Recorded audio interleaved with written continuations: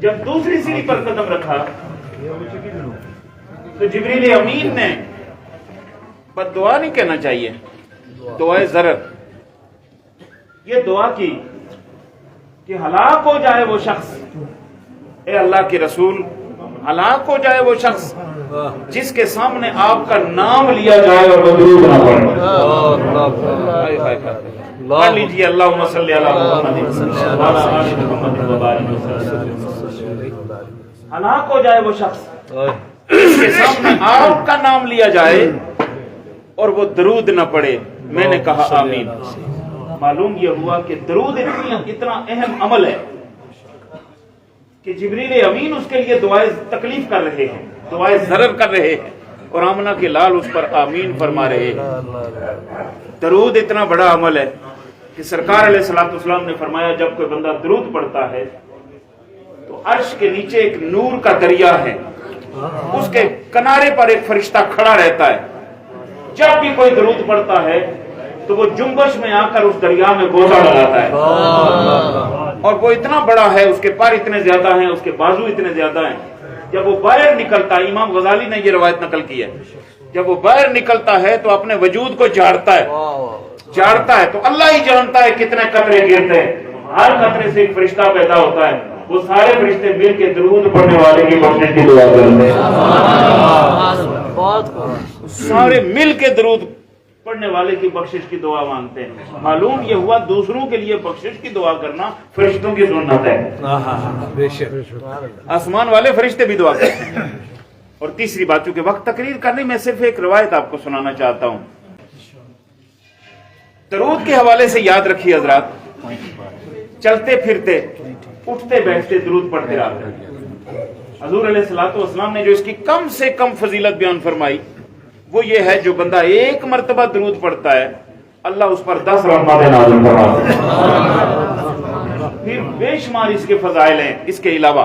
بے شمار فضائل، اور جو سب سے اہم فضیلت ہے اس کی، رحمت تو ملتی ہے، آپ دعا کریں گے رحمت ملے گی، آپ قرآن پڑھیں گے رحمت ملے گی، آپ توبہ کریں گے تو رحمت ملے گی، آپ استغفار کریں گے رحمت ملے گی، آپ کوئی صدقہ و خیرات کریں گے رحمت ملے گی۔ جو سب سے بڑی فضیلت میں سمجھتا ہوں، علماء بیٹھے ہیں شاید تصدیق فرمائیں، جو میں سمجھتا ہوں سب سے بڑی فضیلت ہے وہ یہ ہے کہ جب کوئی بندہ درود پڑھتا ہے سرکار اس کو بھی پہچانتے ہیں، اس کے ماں باپ کو بھی پہچانتے ہیں۔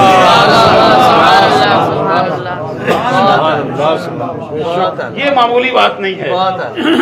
یہ معمولی بات نہیں کہ مدینے والا پہچان لے، مدینے والے سے بندے کا تعارف ہو جائے، مدینے والا جان لے کہ فلاں گھر میں بندہ بیٹھا ہوا میرا امتی فلاں کا بیٹا ہے، یہ اس کی ماں کا نام ہے، یہ اس کے باپ کا نام ہے، وہ مجھ پر درود پڑھ رہا ہے، تو مانا کیا بنا، جسے رسول نے پہچان لیا اسے خدا بھی پہچان لیتا ہے۔ جس کا تعارف رسول سے ہو گیا اور جسے رسول نے پہچان لیا اور پسند فرما لیا، رب بھی اسے پسند کر لیتا ہے۔ اس لیے کثرت سے درود پڑھا کریں، جب دل چاہے درود ابراہیمی پڑھیں، جب دل چاہے صلی اللہ علیہ وآلہ وسلم کہتے ہیں، جب جی چاہے اللہم صلی علی محمد وعلی آل محمد وبارک وسلم، یہ مختصر درود ہے اور یہ زیادہ تعداد میں پڑھا جا سکتا ہے، اور جب دل چاہے تو الصلاۃ والسلام علیک یا رسول اللہ کہا ہے۔ حضور علیہ السلام نے فرمایا میرا کوئی امتی وہ مشرق میں ہو یا مغرب میں جب مجھ پر سلام پڑھے گا میں اور میرے رب کے فرشتے اس کے سلام کا جواب عطا فرمائیں گے، اور سلام کا جواب اگر مدینے سے آئے تو عالم کیا ہے۔ دو مسلمان جب آپس میں ملتے ہیں، دلوں میں بغض نہ ہو، دلوں میں حسد نہ ہو، دلوں میں کدورت نہ ہو، دلوں میں کوئی کمینگی نہ ہو،